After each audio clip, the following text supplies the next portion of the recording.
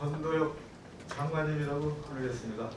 증인이라고 부르는 게 올바른 어려운데. 자, 권도혁 증인. 자, 감사원에서 감사를 받으셨죠. 4대강 사업 관련해서.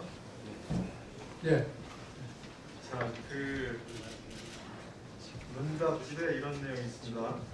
감사원의 감사관이 이렇게 묻습니다. 직원들이 4대강 사업에 참여를 희망하는 건설업체 임직원을 자주 만나는데 장관은 어떻게 보고 있느냐? 당시 장관이었나요? 이런 상황이 있을까? 자, 그에 대해서 어떻게 답변했죠? 제가 뭐 좀 시간이 지나서 확실히 기억은 안 납니다만 제가 2008년부터 네. 2008년에 이제 그 운하 얘기가 나올 때인데 그때부터 직원들한테 업체와 접촉을 일체 하지 말라고 했습니다. 자, 근데 결과는 사상 초기의 낙찰직을 벌이면서 담합한 것이 검찰에서 적발되고 구속 기소가 됐습니다. 재판이 이제 진행되고 있고요. 당시 책임졌던 공직자로서 어떤 자책감을 느끼십니까? 담합은 그 공정위에서 조사를 해서 담합이라고 판정을 내린 데까지도 시간이 상당히 소요됐던 것으로 알고 있습니다. 그런데 당시에 저희들은 담합 여부를 떠나서 뭐 풍문에 그런 얘기들이 좀 있었던 것으로 기억을 합니다만 공정한 경쟁이 되도록 하기 위해서 우리가 할 수 있는 대책을 좀 강구를 해야 되겠다 생각을 했고 전혀 그 일환으로 그게 아마 2009년 7월경일 건데 그 관련 업체들에게 공정위 그 당시 국토해양부 조달청에서 같이 이 논의하는 장도 있었던 것으로 제가 알고 있고 그리고 그보다 더 중요한 것이 이게 결국은 이제 턴키라는 것이 낙찰률이 높은 이유가 기술 평가 때문에 그렇거든요. 예.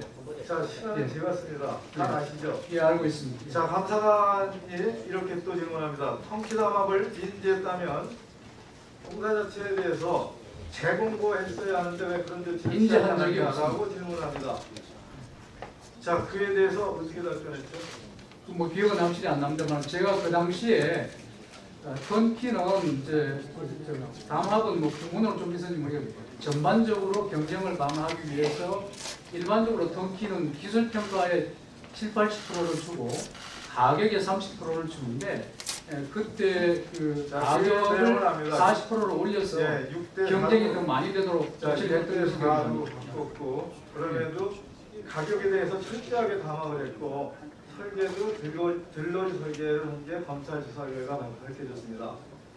당시 국토부는 이 거대한 사업에 대해서 담합 조짐이 국정원에 의해서 보고되고 그런 조짐이 있다는 게 대통령에게도 보고됐음에도 불구하고 주무부처로서 실효성 있는 아무런 조치를 못했습니다. 자, 다음 성종환 증인. 자, 묻습니다. 감사원 감사를 받으신 적 있죠? 예, 있습니다. 자, 감사원의 감사관이 이렇게 질문합니다. 국토부 실무자에 따르면 2009년 당시 4대강만 담당하는 국정원 직원이 있었다고 하는데 당시 국정원 직원 만난 적 있습니까? 전혀 기억이 없습니다. 그렇지 않습니다. 저도 행정부에서 장관 모시고 상당한 근무를 했던 사람입니다. 부처로 담당하는 국정원은 반드시 있고 그 부처의 주요 사실에 대해서 이러저러한 정보를 장관한테 전달합니다. 국정원 직원 전혀 만나신 적 없어요? 아니, 전혀 만나지 않은 게 4대강 담당 국정원 직원이 있는지는 몰랐고요. 전반적으로 그러니까 부처 출입 국정원 직원은 만나신 적이 있죠? 만납니다. 그럼 국정원 직원이 담합 조짐에 대해서 경고나 정보 보고를 했을 텐데 전혀 들은 바 없습니다.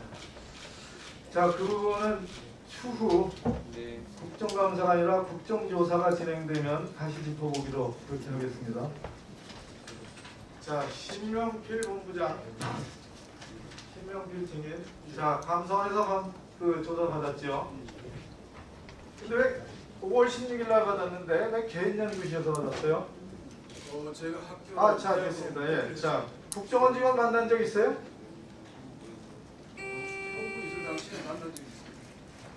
어떤 보고를 받았습니까? 자, 저 5분 더 쓰겠습니다. 이따 또 있어요. 다시 한 바퀴 돌아야 돼요. 그렇게 자, 수사진이 때 심야 편집에 괜찮습니다. 이 감성 감사에 대한 질의응답은 어제 저녁에 감사원에서 담당자가 와서 제가 가지고 있는 내용을 답변할 수 있는 미지응에 해당합니다. 예, 수사진 때